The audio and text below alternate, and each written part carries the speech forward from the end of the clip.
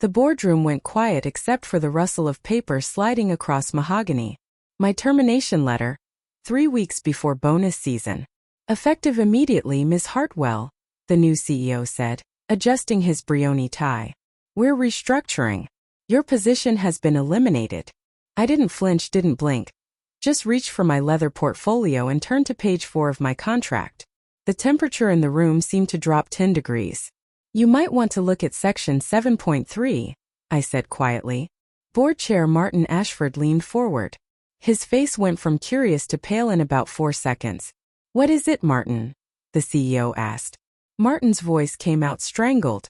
You didn't just fire her, William. You just handed her the entire quarterly budget. Before I walk you through how I engineered the most expensive termination in corporate history, I'd love it if you considered subscribing. We're working toward 5,000 subscribers, and having you here for these stories means a lot. No pressure. Just an open invitation to join our growing community. My name is Naomi Hartwell, and until that Tuesday afternoon in October, I was Chief Innovation Officer at Grandstone Financial Services. 15 years I gave that company, built 3 departments from the ground up, generated more than $200 million in new revenue streams. My father worked as a union electrician. My mother taught elementary school in Queens. They raised me to understand that intelligence without empathy is just clever cruelty, and that contracts exist to protect people, not exploit them. Those lessons shaped everything that came after. 18 months earlier, everything shifted when Harrison Grandstone announced his retirement. Harrison had founded the company back in 1987 and grown it from a regional investment firm into a national powerhouse. He was tough, exacting, but fundamentally decent.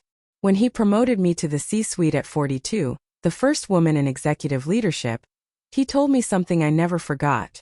Naomi, you're not here because I'm doing you a favor. You're here because you made yourself indispensable. Never forget your value, and never let anyone else forget it either. That conversation happened in his office, surrounded by photos of his grandchildren and his late wife. No power plays, no games, just respect. His successor was announced 6 months later. William Blackwood, 38, MBA from Wharton, 3 successful turnarounds at mid-size firms under his belt. The Wall Street Journal called him the efficiency expert. Fortune called him the hatchet man who makes shareholders rich. I called him trouble the moment I finished reading his bio. The executive team met him at a dinner at the Sterling Club. Prime rib and power dynamics. William worked the room like a politician, all charm and firm handshakes. When he reached me, his smile thinned just slightly. Naomi Hartwell, the innovation guru. Harrison speaks very highly of you. I appreciate that, I said. I'm looking forward to continuing our growth trajectory. About that. He swirled his bourbon. I've been reviewing departmental ROI. Innovation is expensive. I'm curious about measurable returns. And there it was. His very first conversation with me, already questioning my division's worth. Innovation has generated $42 million in new revenue this fiscal year alone, I said calmly. Our client retention program increased renewals by 18%. The digital transformation initiative cut operational costs by $6 million. I'm happy to send over the full analytics. Please do. His tone made it clear his mind was already made up.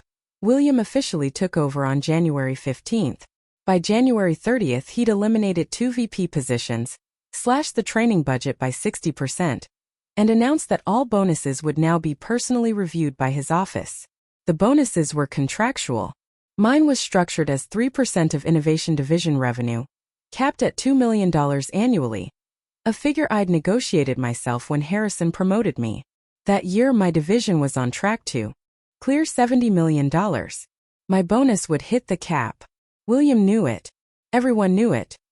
The first executive meeting under his leadership felt like a deposition, a cold conference room, colder coffee. He worked through every division, questioning each expenditure, hire, and strategic decision. When he reached innovation, his expression hardened. $70 million in revenue against $12 million in operational costs, he said, tapping his tablet. That's an acceptable margin, but I see redundancies. 3 managers doing work that could be consolidated into one role. Client experience initiatives that overlap with marketing. R&D projects with unclear commercial applications. Those R&D projects, I cut in. Generated the Patterson account, $18 million annually. The client experience team raised our net promoter score by 32 points, which correlates directly with retention. The management structure reflects specialization, not redundancy. Your perspective is noted. He made a show of writing something down. But we're going to need significant efficiency improvements. 20% budget reduction, minimum. That would require cutting staff. Then cut staff. The other executives kept their eyes on their notes. Nobody looked at me. I didn't cut staff. I restructured workflows instead, renegotiated vendor contracts, and pushed back 2 projects still awaiting client commitment. I found the 20% without touching a single person on my team. William never acknowledged it. Didn't mention it once across the next 3 executive meetings. But I started noticing things, small things that added up. My project approvals suddenly needed 3 additional signatures. My budget access got temporarily restricted during a system upgrade that somehow only touched my login. Meeting invites arrived late or not at all. The office politics I'd navigated successfully for 15 years had turned into a minefield. My colleague James Kensington, the CFO, pulled me aside in mid-March. "He's building a case," James said quietly. We were standing in the parking garage, the only place that felt safe from listening ears. "I've seen it before. Documentation of every little issue. Building a paper trail. For what? My numbers are solid. For termination or a forced resignation. Naomi, your bonus is massive. If he can push you out before April 30th, it doesn't vest." The vesting date. I'd negotiated it specifically to prevent this exact scenario, or so I'd thought. My contract specifies the bonus vests quarterly based on division performance, not employment status, I said. James looked uneasy. "He's arguing your contract has an efficiency clause, that if the board decides your position is redundant, bonuses get forfeited as part of the separation terms." That's not what the efficiency clause says. It's about project spending, not employment. I know that. You know that. But Williams convinced the board there's ambiguity. He's bringing in outside counsel to review it. 2 days later, I was in the middle of a client presentation when William walked in unannounced. The client was Holloway Industries, a potential $30 million account. I was 40 minutes into demonstrating our proprietary analytics platform when the conference room door swung open. "Pardon the interruption," William said, though nothing in his tone suggested he was sorry. "Naomi, I need you in my office immediately." The 3 Holloway executives looked baffled. My team lead Angela Rixai went pale. "I'm in the middle of a presentation," I said evenly. "We can meet once I'm finished." "This can't wait." He stayed in the doorway, arms folded. "Your team can handle the rest." The power play was transparent. Undermine me in front of a major client, make me look expendable. I rose slowly, gathering my notes. "Angela, please continue with the implementation timeline and cost analysis. Mr. Holloway, my apologies for the disruption. I'll be available for any follow-up questions." "Is everything all right?" Thomas Holloway asked, frowning. "Just internal coordination," I said smoothly. "Nothing that affects our proposal." I walked out and heard Angela's voice waver slightly as she picked the presentation back up. In the hallway, I turned to William. "That was unnecessary and unprofessional." "My office." "Now." His office was cold, modern, stripped of every trace of warmth Harrison had built into that space. William sat behind his desk and didn't offer me a seat. "I've reviewed your division's client acquisition costs," he said. "They're significantly above industry standard. Because we're pursuing enterprise accounts, not small businesses. The Holloway deal alone will generate. I'm not interested in projections. I'm interested in current performance. You're spending too much to acquire clients who may never materialize. Holloway is materializing right now, unless you'd like to sabotage that presentation any further." His eyes narrowed. "Your attitude is part of the problem, Naomi. Resistance to oversight. Defensiveness about legitimate questions. Legitimate questions asked in private are oversight. Public disruptions during client presentations are sabotage. I think we're done here." "Yes," I said. "We are." I walked back to the conference room. The presentation had ended. Angela and my team were packing up. The Holloway executives were gone. What happened? I asked. Angela's eyes were red. They left right after you did. Said they needed to reassess our organizational stability before committing to a partnership. $30 million gone because William wanted to flex his authority. That night I went home and pulled out my contract, all 47 pages. I'd negotiated it myself with Harrison and our general counsel, Dorothy Weinstein. Dorothy was old school, meticulous, brilliant. She'd retired the year before, replaced by someone William had brought over from his previous company. I knew the contract was airtight because I'd spent 3 weeks refining every clause, every contingency. Dorothy had smiled when we finished. "This is the most bulletproof executive contract I've ever drafted," she'd said. "You could teach a law school class off this thing." I reread section 7.3, the termination clause, and remembered something I'd insisted on, something Dorothy had called creative but defensible. If the company terminated me without cause before my bonus vested, they owed me a penalty equal to 3 times my annual compensation, inclusive of projected bonuses. The logic was simple. If they were firing me to dodge a bonus, they'd pay far more for that privilege. Dorothy had worried it might be too aggressive. I'd argued that a company acting in good faith would never trigger it, so where was the harm? Harrison had signed off without hesitation. 3 times my annual compensation. My salary was $800,000. My projected bonus was $2 million. 3 times that total came to $8.4 million. I read the clause 15 times that night, hunting for loopholes, ambiguities, escape hatches. There weren't any. The language was crystal clear. Termination without cause prior to bonus vesting triggered the penalty automatically. No discretion, no negotiation. The only real question was whether William knew. The next morning I called Dorothy. She was enjoying retirement in Connecticut, spending her days gardening and sitting on nonprofit boards. "Naomi Hartwell," she said warmly. "How's life in the corporate jungle?" "Complicated. Do you have time to talk about a contract clause?" Her tone shifted instantly, professional, sharp. "Which one?" "Section 7.3. The termination penalty." Silence. "What's happening?" I told her everything, the budget cuts, the sabotage presentations, James's whispered warnings, the outside counsel combing contracts for ambiguities. "He's trying to fire you before your bonus vests," Dorothy said. "And he thinks he can hide behind the efficiency clause." "Can he?" "Not legally. Not ethically. But he can drag you through litigation long enough that you settle just to avoid the fight. That's the play here, Naomi. Make it expensive and exhausting to collect what you're contractually owed. The penalty clause doesn't have any ambiguity." "No, it doesn't. I made sure of that. But here's what you need to understand. William won't have read that far. Men like him skim contracts and let their lawyers handle the details. His lawyer probably gave him a summary that focused on the efficiency clause and glossed right over the penalty provision. So he doesn't know." "He doesn't know," Dorothy confirmed. "And when he finds out, it's going to be spectacular. You need documentation, Naomi. Every interaction, every sabotage presentation, every unreasonable demand. Build your own paper trail." I started that same day, detailed notes on every meeting, every decision, every incident. Time-stamped emails, saved voicemails, a cloud folder backing itself up automatically to 3 separate servers. When April arrived, bonus season officially began.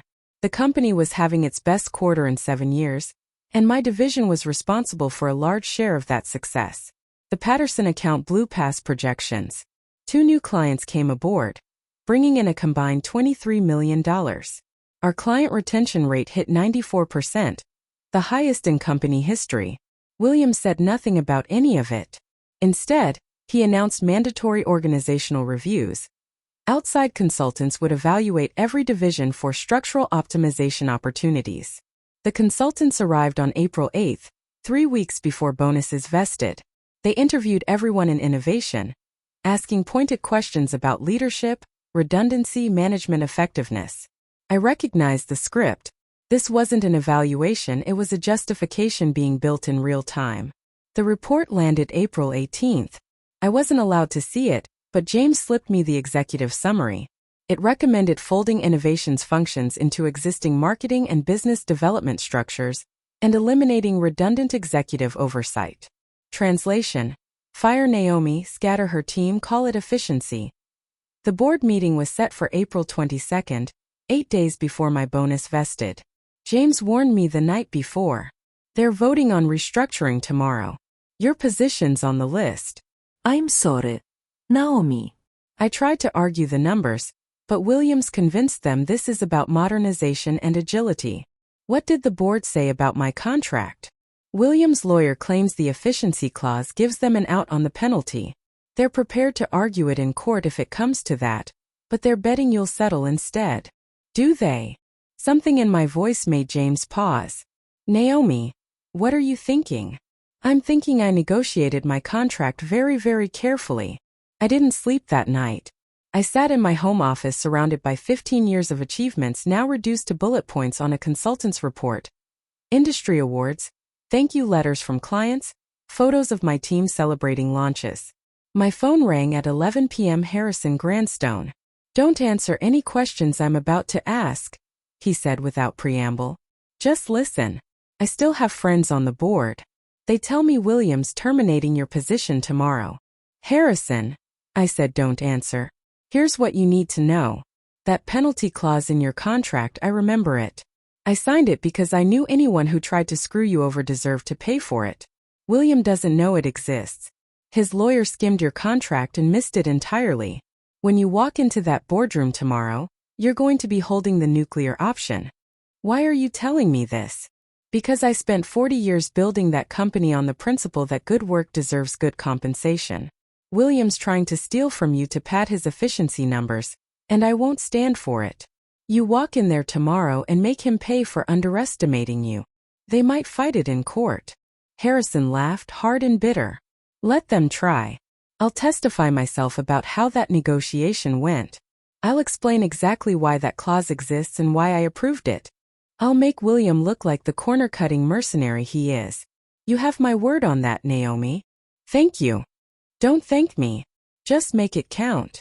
He hung up. I sat there with the phone still in my hand, feeling something I hadn't felt in months. Not just confidence. Clarity. I pulled the contract out one more time and made 4 copies, highlighted section 7.3 in yellow, tabbed page 4, and prepared my portfolio the way a lawyer preps for trial. If William wanted to terminate me to save money, I'd show him what expensive actually looked like. The board meeting was scheduled for 2 p.m. I arrived at 1:30, carrying my leather portfolio and 15 years of institutional knowledge they were about to discard to save a few dollars. The boardroom looked exactly as I remembered from dozens of strategic presentations. Mahogany table, high-back chairs, the city sprawling beyond the windows. Martin Ashford sat at the head of the table, visibly uncomfortable. 5 other board members were scattered around it. William sat to Martin's right, radiating confidence. Naomi, thank you for joining us, Martin began. We've asked you here to discuss organizational changes. I understand. William took over, smooth as silk. The company is evolving.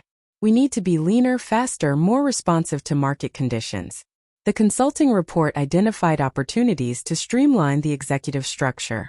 After careful consideration, we've decided to eliminate the Chief Innovation Officer position and redistribute those functions across existing departments. I see.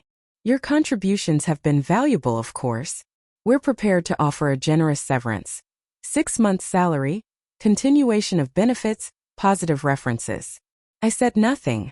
I opened my portfolio. We understand this is difficult, William continued, but the decision is final.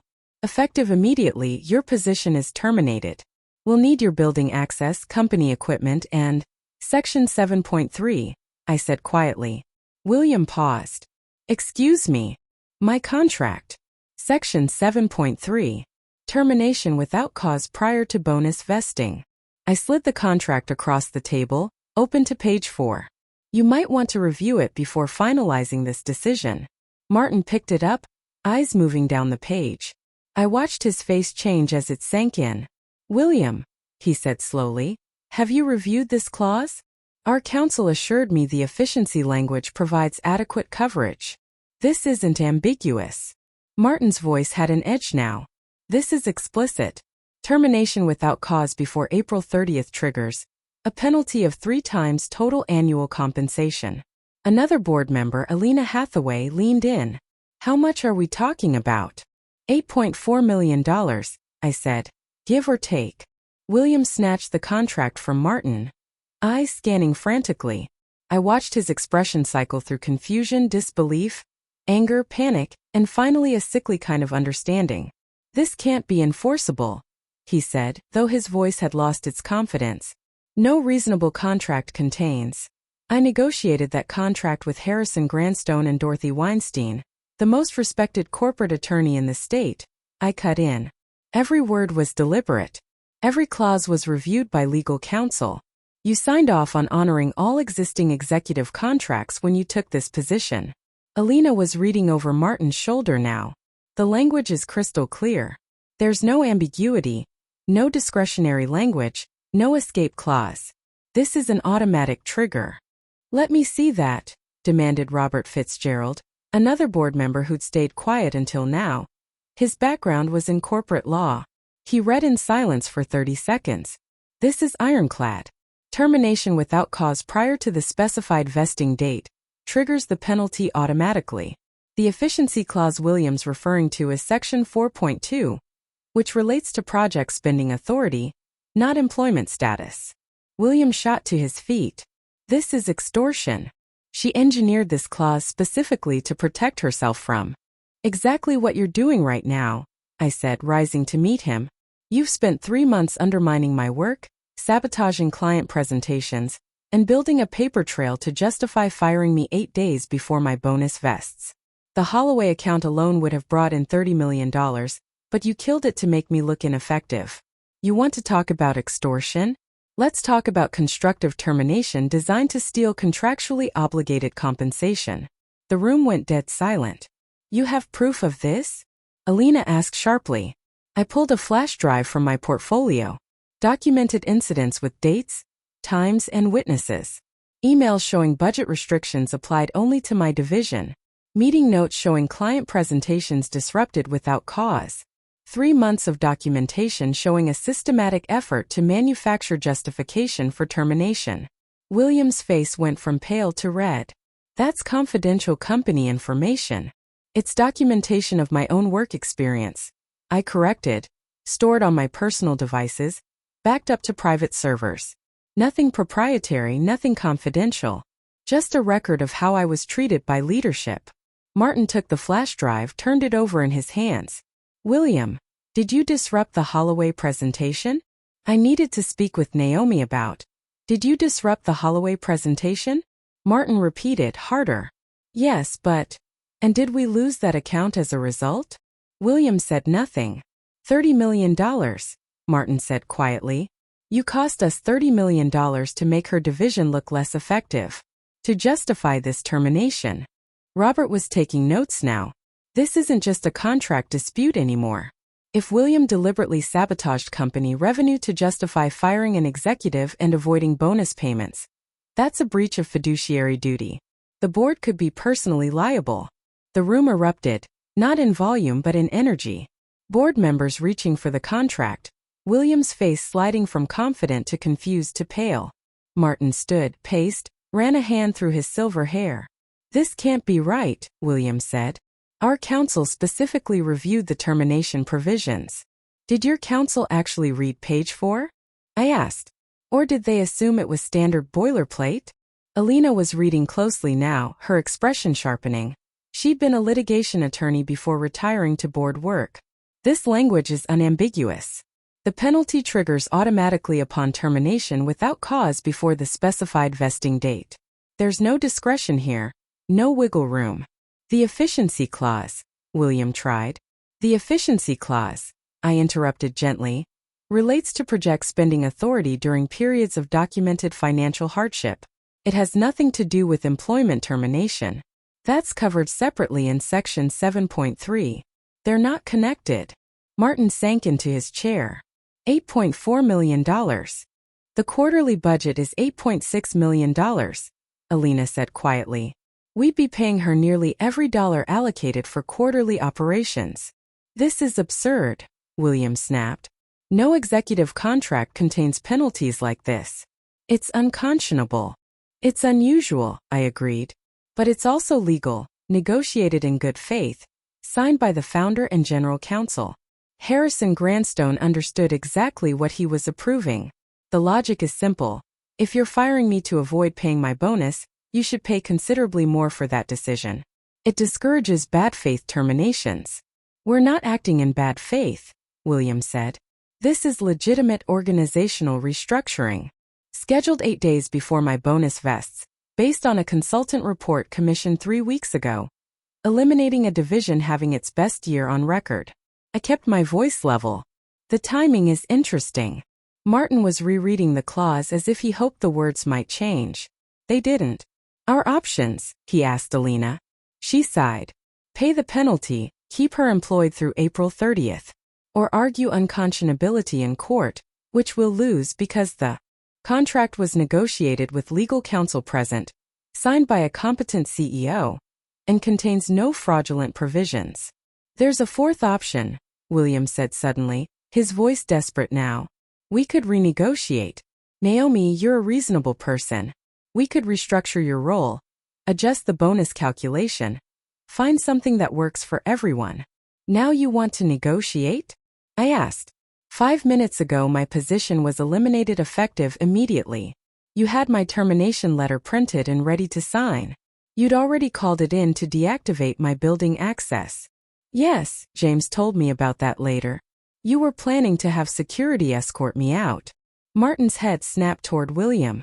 You called that in before this meeting? William opened his mouth, closed it. The silence was damning.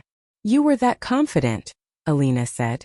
So certain the board would rubber stamp this that you'd already started the process. I was being efficient. You were being arrogant, Robert cut in. You assumed we'd approve anything you put in front of us without reading the fine print, without weighing the consequences. The consultant report clearly stated. The consultant report was garbage, I said. All eyes turned to me. You want to know how I know? Because I called the consulting firm yesterday and spoke to the partner who supposedly signed off on the analysis. He told me his team had 48 hours to review our entire company structure, with specific instructions to identify cost reduction opportunities in executive compensation. He admitted the innovation division analysis was surface level at best, and that his firm was explicitly told you want a justification for organizational changes, not an objective evaluation. William's face went white. You had no right. I had every right. That report was going to be used to justify eliminating my position. I'm entitled to understand the methodology. And when I mentioned that eliminating my division would mean losing $94 million in annual revenue, the partner was stunned. That number wasn't in the data packet you gave him. Martin rose slowly. William, did you give the consultants incomplete information? I gave them what was relevant. Did you tell them innovation generates $94 million a year? The margins were more relevant than gross revenue. Answer the question. Martin's voice cracked like a whip. I'd never heard him raise it before. William deflated. No. I focused on operational costs and staffing ratios.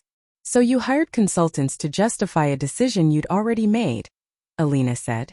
Fed them incomplete data to guarantee they'd recommend exactly what you wanted.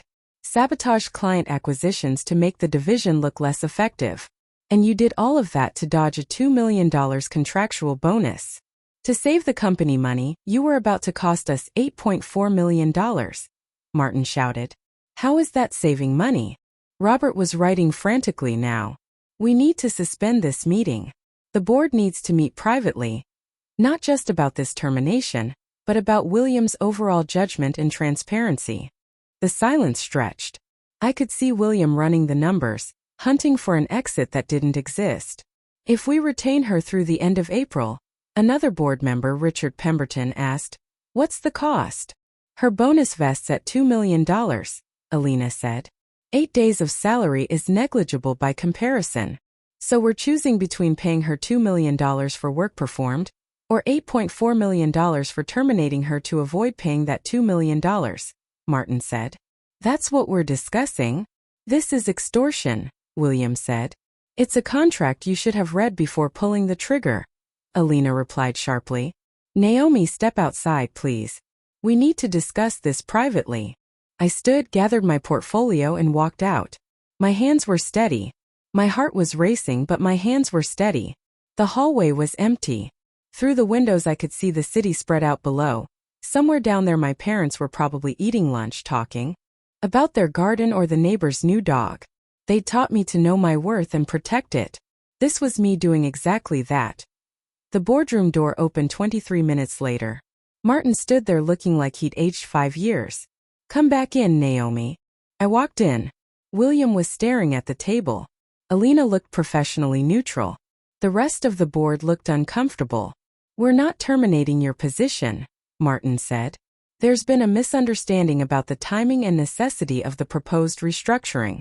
You'll remain as Chief Innovation Officer with all associated responsibilities and compensation. Through April 30th? I asked. Through the end of your current contract term, Martin said. Which is another 2 years, I believe. And my bonus vests as contractually specified on April 30th, $2 million. He nodded. Thank you for the clarification. William tried to recover. Given this outcome, I expect we can move forward collaboratively. Naomi, I'd like to schedule time to review innovation strategy and identify genuine efficiency opportunities. I looked at him for a long moment. With respect, William, I don't think that's going to work. His eyes narrowed. Meaning you just tried to fire me to avoid paying contractually obligated bonuses, threatened to make me look expendable in front of a major client, and only backed down once you realized it would cost you $8 million. That's not a foundation for collaborative work. The board decided not to trigger a massive penalty clause, I interrupted. That's different from restoring trust or professional respect. I'll fulfill my contract obligations with excellence, as I always have. But I won't pretend the last 3 months didn't happen. Martin actually smiled slightly. Noted. William, perhaps we should discuss your transition timeline as well. William's head snapped up. My what? Your leadership approach has been aggressive. Attempting to terminate a high-performing executive to avoid paying earned bonuses suggests either very poor judgment or very poor advice. Either way, the board needs to discuss whether this is the right fit. Alina nodded. I'd like a full review of all executive contracts and any other terminations planned ahead of compensation vesting. Today. I stood. If there's nothing else, I have a division to run. Dismissed, Martin said quietly. And Naomi, well played. I walked back to my office in a daze, the hallway feeling longer than usual, the fluorescent lights too bright. My hands didn't start shaking until I closed the door. Angela knocked 30 seconds later. The whole floor is talking. What happened?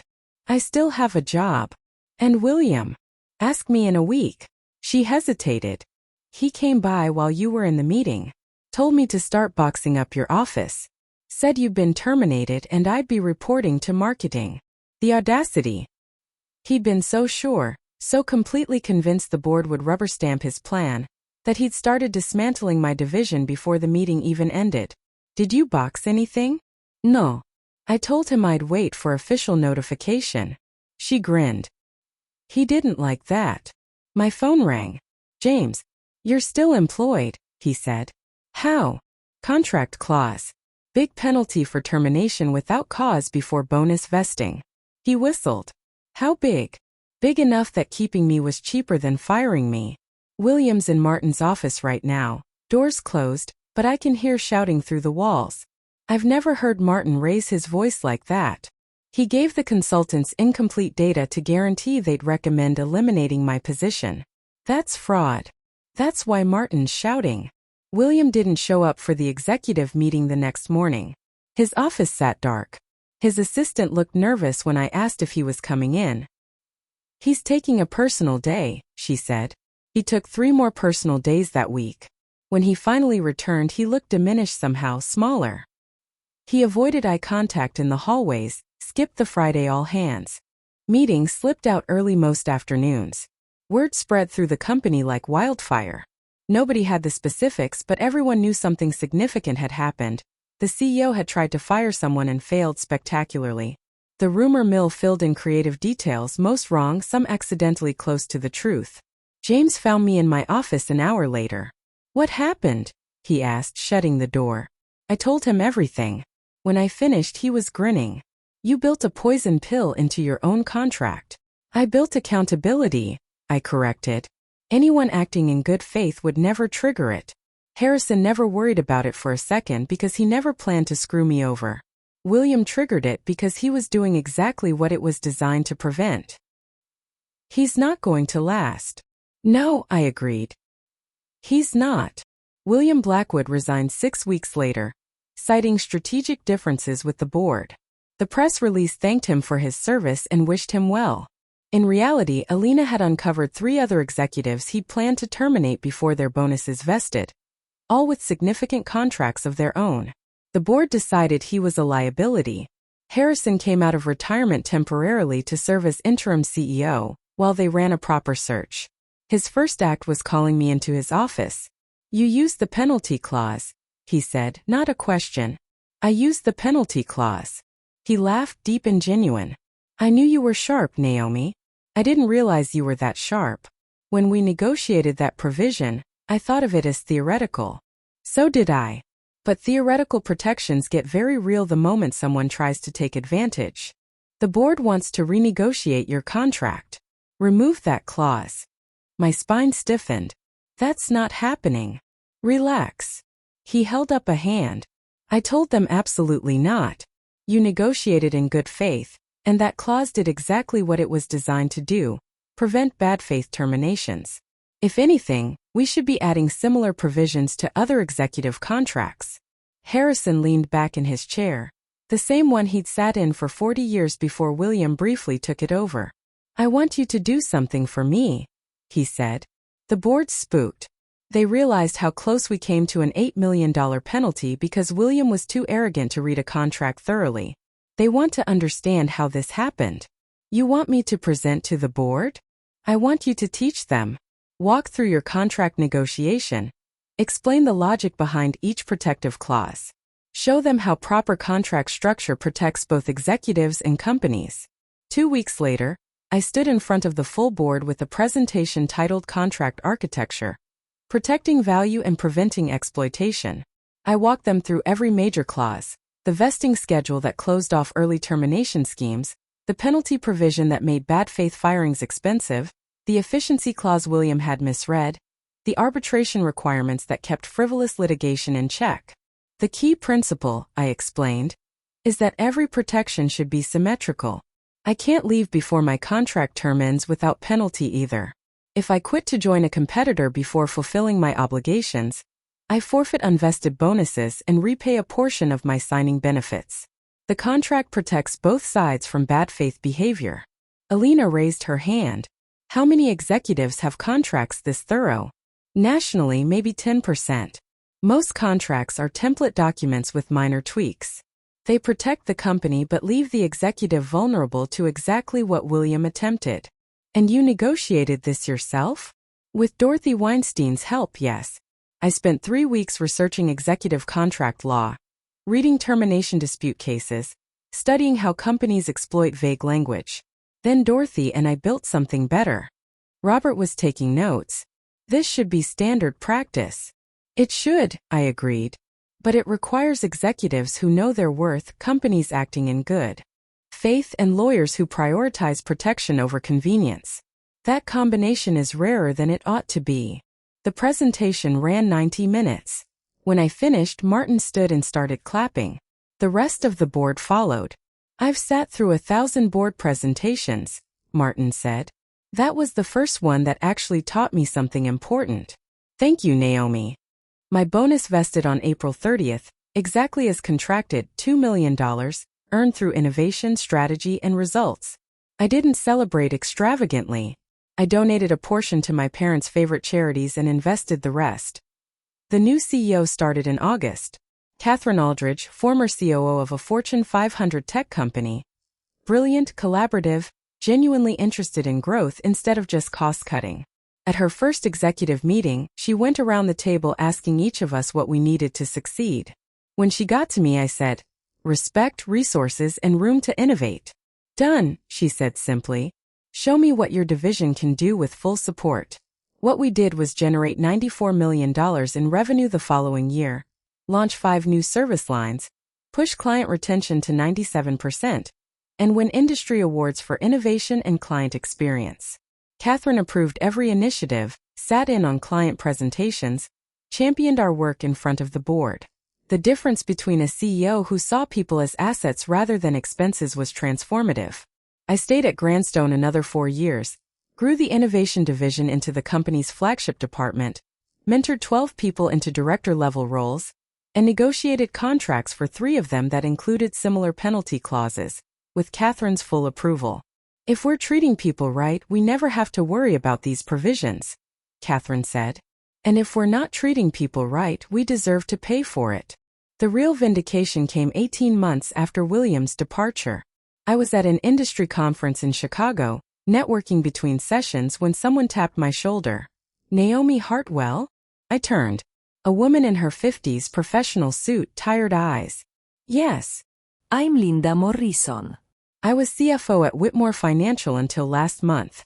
I heard what you did with your contract penalty clause. News travels. In our industry at Lightspeed. She lowered her voice. William Blackwood became CEO of Whitmore 6 months ago. Last month, he tried the exact same thing with me. Attempted to terminate me 3 weeks before my bonus vested. My stomach tightened. What happened? I didn't have a penalty clause. My contract was standard template language. He fired me. I lost a $400,000 bonus and spent my savings fighting it in arbitration. I'm sorry. Don't be sorry. Be useful. She handed me her card. I'm starting a consulting practice, contract negotiation for executives. I want to teach people what you figured out, that protection has to be built in from the beginning. Would you be willing to talk to me about your contract structure? That conversation led to 3 more. Then a dozen. Soon I was getting calls from executive recruiters, asking if I'd consult with their candidates on contract negotiations. Lawyers reached out, wanting to understand the penalty clause architecture. Industry publications asked for interviews on executive compensation protection. I started saying yes.